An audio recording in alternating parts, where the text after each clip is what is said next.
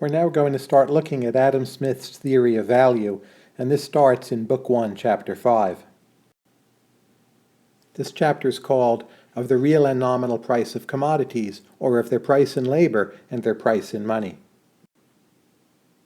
This chapter and the one that follows, they're a little hard to come to terms with, because by the standards of modern economics, they're closer to being wrong or misguided rather than profound, like the previous chapters. So let's just try to take a look at what's going on here. But keep in mind, it really won't be possible to make Smith's argument perfectly commensurable with our best current understanding of economics. Smith serves up two quotations that I think are key to getting at what's going on in this chapter. To read the first one, "The real price of everything is the toil and trouble of acquiring it."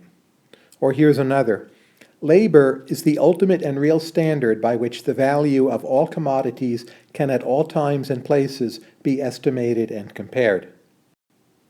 Now, the modern perspective is that there is no single measure that you might call the real price or the ultimate and real standard for comparing values over time. In neoclassical economics, there are simply relative prices, and there's nothing special about labor or, for that matter, corn or gold. There are simply price ratios which change over time. But it seems to me the way Smith is thinking of this is that we do need some final or ultimate measure of value in which to express all other things. And the one irreducible element here is something like the opportunity cost of human time or human labor, and that to Smith is the closest we have to some kind of non-corruptible constant standard.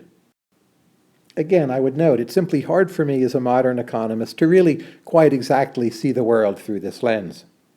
Of course, you can try giving Smith a read yourself on this.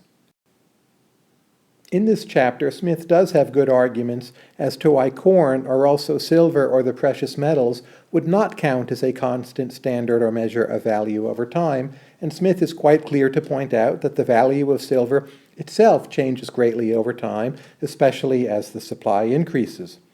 What's still puzzling, of course, is why he thinks that labor is somehow irreducible in a way that other economic commodities are not. In any case, now let's see how Smith is going to turn this emphasis on labor into a theory of both prices and costs.